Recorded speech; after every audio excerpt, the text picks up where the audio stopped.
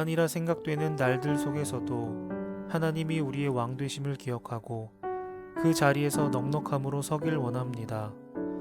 다 함께 사도신경으로 우리의 신앙을 고백하겠습니다. 전능하사 천지를 만드신 하나님 아버지를 내가 믿사오며 그 외아들 우리 주 예수 그리스도를 믿사오니 이는 성령으로 잉태하사 동정녀 마리아에게 나시고 본디오 빌라도에게 고난을 받으사 십자가에 못 박혀 죽으시고 장사한 지 사흘 만에 죽은 자 가운데서 다시 살아나시며 하늘에 오르사 전능하신 하나님 우편에 앉아 계시다가 저리로서 산자와 죽은 자를 심판하러 오시리라. 성령을 믿사오며 거룩한 공회와 성도가 서로 교통하는 것과 죄를 사하여 주시는 것과 몸이 다시 사는 것과 영원히 사는 것을 믿사옵나이다. 아멘.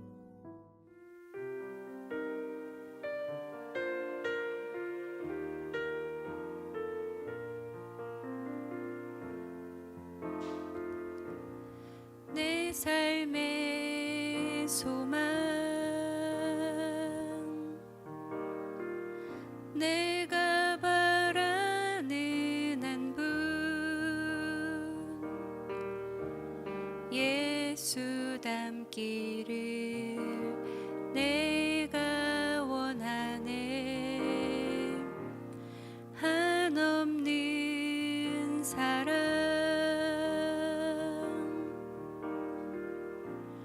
풍성한 긍휼 예수 닮기를 내가 원하네. 예수 닮기를 예수 보기를 예수만 높이길 내가 원하네.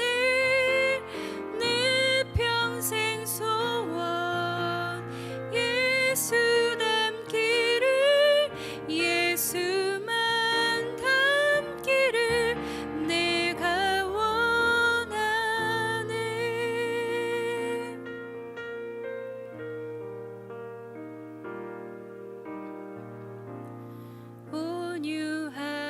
온유하시고 겸손하신 성품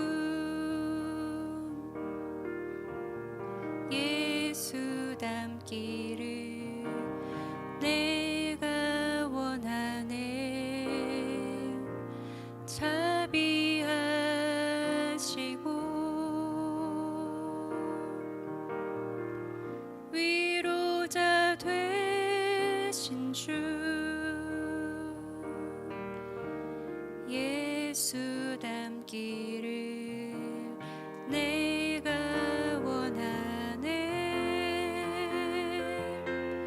예수 닮기를 예수 보기를 예수만 높이길 내가 원하네.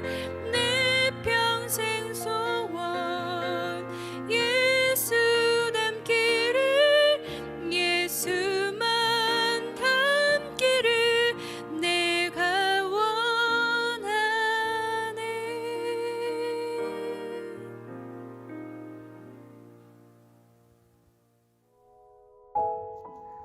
오늘 우리가 함께 나눌 말씀은 골로새서 1장 24절부터 29절까지 말씀입니다. 나는 이제 너희를 위하여 받는 괴로움을 기뻐하고 그리스도의 남은 고난을 그의 몸된 교회를 위하여 내 육체에 채우노라. 내가 교회의 일꾼 된 것은 하나님이 너희를 위하여 내게 주신 직분을 따라 하나님의 말씀을 이루려 함이니라. 이 비밀은 만세와 만대로부터 감추어졌던 것인데 이제는 그의 성도들에게 나타났고 하나님이 그들로 하여금 이 비밀의 영광이 이방인 가운데 얼마나 풍성한지를 알게 하려 하심이라. 이 비밀은 너희 안에 계신 그리스도시니 곧 영광의 소망이니라. 우리가 그를 전파하여 각 사람을 권하고 모든 지혜로 각 사람을 가르침은 각 사람을 그리스도 안에서 완전한 자로 세우려 함이니 이를 위하여 나도 내 속에서 능력으로 역사하시는 이의 역사를 따라 힘을 다하고 수고하노라. 아멘. 반갑습니다. 오늘 골로새서 1장 24절부터 29절을 중심으로 비밀의 영광이라는 주제의 말씀을 함께 나누겠습니다. 오늘 본문의 24절은 매우 놀라운 고백입니다. 나는 이제 너희를 위하여 받는 괴로움을 기뻐하고 그리스도의 남은 고난을 그의 몸된 교회를 위하여 내 육체에 채우노라. 사실 오늘 본문은 이 한 구절을 묵상하는 것만으로도 충분하다고 할 만큼 24절은 아주 깊은 구절입니다. 사도 바울은 너희를 위해, 성도들을 위해 받는 괴로움을 그리스도의 남은 고난이라고 표현을 합니다. 여러분, 이 표현이 너무 멋있는 표현이고 너무나 깊은 표현입니다.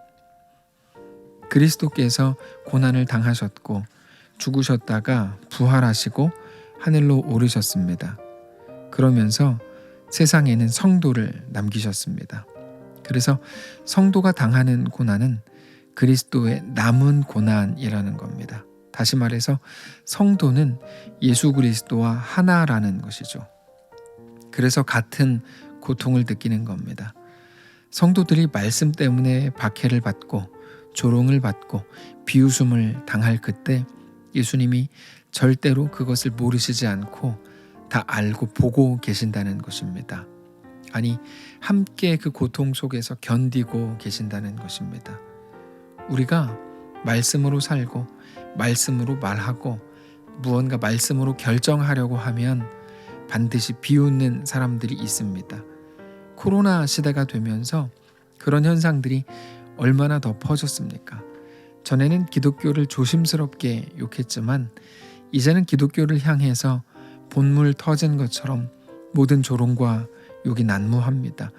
너만 뭐가 그렇게 특별하다고 유난을 떠냐? 이런 식이죠. 이럴 때는 예배도 중단하고 모임을 취소하고 선교는 당연히 쉬어야 되는 거 아니냐? 이런 식입니다. 마치 우리가 예배를 드리는 행위 자체가 세상의 악인 것처럼 욕을 하는 그런 시대가 되었습니다. 그런데 어제도 말씀을 드린 것처럼 이때에 우리가 왜 우리만 욕하냐, 교회보다 더한 곳도 많은데 라고 말하면서 불평하는 것은 어리석은 일입니다. 성경은 그때 그렇게 원망하거나 세상에 대해서 불평하지 말라고 말합니다. 오히려 우리가 하나님과 한편이라는 사실 때문에 감사하라, 이렇게 말씀을 하십니다. 그러면 이때를 어떻게 지내야 될까요? 소나기만 피하고 나서 다시 예배하고 신앙을 가지면 되는 걸까요? 그렇지 않습니다. 그거는 고난을 잘못 보는 겁니다. 우리는 고난의 때에 하나님께 더 가까이 나아가야 합니다. 고난이, 우리 형편이, 우리의 부족함과 연약함이 나를 무너뜨릴 수 없게 해야 합니다. 더 적극적으로 예배해야 하고 하나님을 찬양해야 하고 선교해야 하고 하나님께 온전히 나아가야 합니다. 우리의 모든 미래는 지금과 같을 겁니다. 지금과 같을 것이라는 의미는 만만치 않을 거라는 말입니다. 그때마다 우리가 온전한 하나님의 백성인 것을 고백할 수 있는 좋은 기회라는 것을 우리가 꼭 기억해야 할 것입니다. 우리가 말씀을 따르는 것 때문에 당장 손해보고 피곤해져야 될 것 같은 순간에도 그때마다 우리와 함께 견디시고 우리를 응원하시는 우리 주님을 바라보시기 바랍니다. 교회는 그렇게 힘있게 세워지는 겁니다. 디모데후서 3장 12절에서 이렇게 말합니다. 무릇 그리스도 예수 안에서 경건하게 살고자 하는 자는 박해를 받으리라. 우리는 고난, 박해 이런 말들을 너무 싫어합니다. 우리는 너무나 안정을 추구하고 이 땅에서 고생하지 말아야 한다고 생각합니다. 그런데 그것은 하나님의 뜻을 모르는 태도라기보다 더 나아가서 하나님의 뜻을 인정하지 않으려고 하는 태도입니다. 하나님은 모든 일들을 통해서 우리를 철들게 하십니다. 그렇게 하나님의 백성으로 만들어 가십니다. 우리의 모든 고난은 우리가 하나님의 백성이 되는 가장 좋은 재료입니다. 그것을 인정해야 됩니다. 어떻게 그렇게 되는 걸까요? 우리의 고난을 통해서 우리 속에 있는 불순물이 제거됩니다. 우리 속에 쌓인 온갖 종류의 불순물들이 빠지는 겁니다. 그러면 비로소 정금같이 나오게 되는 겁니다. 그것을 위해서 우리 주님은 우리와 함께 견뎌주신다는 겁니다. 그래서 성도는 고난 속에서도 절대로 외롭지 않습니다. 우리와 함께 계시는 우리 하나님을 보기 때문입니다. 그런데 사도 바울이라고 해서 그게 쉬웠겠습니까? 그렇지 않습니다. 그런데 어떻게 그렇게 고백을 하는 걸까요? 자기의 쉬움보다 하나님이 주신 사명 감당이 훨씬 더 중요했기 때문입니다. 25절입니다. 내가 교회의 일꾼 된 것은 하나님이 너희를 위하여 내게 주신 직분을 따라 하나님의 말씀을 이루려 함이니라. 여러분, 사명은 결코 가벼운 게 아닙니다. 하나님이 너희를 위하여 내게 주신 직분이라고 말하는데요, 하나님이 주시는 겁니다. 우리가 정말 잘 감당해야 되는 겁니다. 작은 것을 우습게 여기면서 그저 큰 일을 왜 나에게 안 맡겨주냐고 불평인 사람들이 있습니다. 어디든지 있습니다. 그런데 하나님 나라에는 그런 것은 없습니다. 작은 일에 충성된 사람에게 큰 일을 맡기시는 겁니다. 하나님을 예배하는 것이 가장 큰 사명입니다. 성도에게 그것보다 더 큰 사명이 어디 있겠습니까? 예배 외에 더 크고 대단한 사명은 없습니다. 오전 예배, 오후 예배, 수요 예배, 아침 경건회, 이런 것을 먼저 참여하십시오. 이 예배들을 통해서 성도됨을 먼저 회복하십시오. 그렇지 않고 대외적인 활동들을 하려고 하지 마십시오. 다 그렇게 무너지는 겁니다. 그래서 저는 기독교 내에서 하는 대외 활동을 별로 안 좋게 봅니다. 가장 중요한 것들을 먼저 점검해야 됩니다. 그런데 사명 감당은 의무라기보다 더 큰 영광이고 명예입니다. 하나님이 우리와 그렇게 만나주시겠다고 하시는 것이기 때문입니다. 하나님이 죽을 수밖에 없었던 나에게, 아니 죽었던 나에게 인정하시고 사랑해 주셔서 우리를 만나주시고 우리에게 하나님께서 너 이거 해봐 라고 사명을 주신다는 게 얼마나 큰 영광입니까? 가장 큰 영광이 어떻게 사람들에게 인정받는 것이겠습니까? 오직 하나님을 바라보시고 하나님을 사랑하시기 바랍니다. 자, 그렇게 바울이 사명 감당할 수 있었던 이유가 26절에 나옵니다. 이 비밀은 만세와 만대로부터 감추어졌던 것인데 이제는 그의 성도들에게 나타났고 하나님이 그들로 하여금 이 비밀의 영광이 이방인 가운데 얼마나 풍성한지를 알게 하려 하심이라. 이 비밀은 너희 안에 계신 그리스도니 곧 영광의 소망이니라. 비밀의 영광이 크기 때문입니다. 비밀의 영광이 무엇인가 하면 우리가 잘 아는 복음입니다.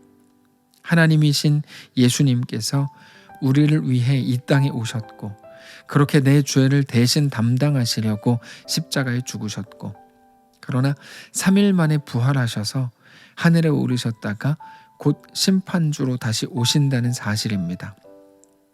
사람들도 받아주지 않는 나를 위해서 전능자이신 하나님이 그 아들 예수님을 죽음에 내어주셨다는 것이 비밀의 영광입니다.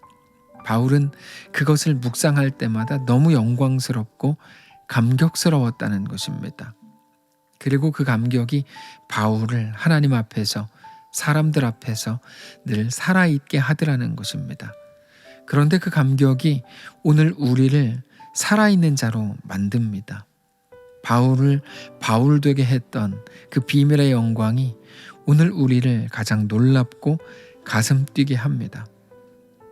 우리가 뭐가 그렇게 가진 것, 내세울 것이 있고 붙들 것이 있겠습니까?